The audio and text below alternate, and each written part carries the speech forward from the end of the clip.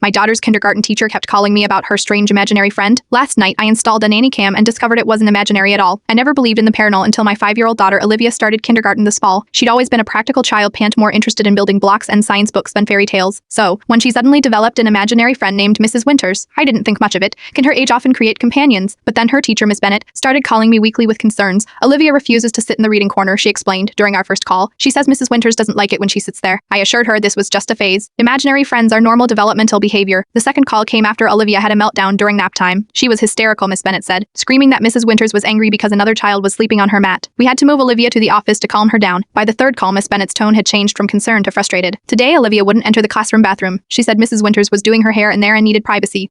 We had to escort her to the faculty restroom instead. I scheduled a parent-teacher conference where Miss Bennett showed me Olivia's recent drawings, all featuring a tall woman with long gray hair standing in various parts of the classroom. In every picture, the woman wore the same blue dress with a high collar and a peculiar brooch. I am worried this fixation is disrupting her learning, Miss Bennett said. Have you considered having her speak with the school counselor that night? I gently asked Olivia about Mrs. Winters while tucking her in. She's nice to me, Olivia said matter-of-factly, but not to everyone. She doesn't like when kids sit in her special chair or use her bathroom. And where did you meet Mrs. Winters? I asked. She's always been at school. She was a teacher there a long time ago before they fixed the big fire. A chill ran down my spine. Our elementary school had been rebuilt in the 1970s after a fire. I'd never mentioned this to Olivia. What does Mrs. Winters look like? I asked, trying to keep my voice steady. She has long gray hair and always wears her blue teacher dress with her special butterfly pin. She died in the fire but doesn't want anyone to know she's still there. That night, after Olivia fell asleep, I researched the school's history. In 1967, a fire broke out during school hours. Esmond escaped parent except one teacher who went back for a student who'd hidden in the bathroom. Both perished. The teacher's name was Margaret Winters. Margaret Winters had long hair and wore a distinctive butterfly brooch in her faculty picture. The next morning, I dropped Olivia off as usual, but instead of leaving, I asked the school secretary if I could see the building's original blueprints, claiming I was doing research for a historical society. Reluctantly, she pulled them from a filing cabinet. The reading corner in Olivia's classroom had once been where Margaret Winters' desk stood. The bathroom was in the same location as in 1967, and the specific nap mat Olivia refused to use. It was positioned exactly where Margaret Winters had been found with the missing child that evening. I slipped a small Nanny cam disguised as a teddy bear into Olivia's backpack, asking her to keep it on her desk so it could learn too. At midnight, I checked the footage and froze. While the classroom was empty and dark, the camera had captured a faint, glowing figure of a woman in a high-collared dress standing by Olivia's desk, gently touching the drawings. As she turned, I could clearly see a butterfly-shaped brooch at her neck. This morning, I showed Miss Bennett the footage. She sat in stunned silence before whispering. I felt someone watching me in that room for years. I thought I was losing my mind. We have moved Olivia to a different classroom on the other side of the building. She says Mrs. Winters is sad but understands. The school is bringing in a local historian to learn more about Margaret Winters and the fire. I used to dismiss parents who claimed their children could see things adults couldn't. Now I wonder how many imaginary friends aren't imaginary at all, parrot, and how many children are simply brave enough to acknowledge the presences the rest of us have trained ourselves to ignore. Sometimes the strangest thing about children's imagination is that they're actually seeing the world more clearly than we do.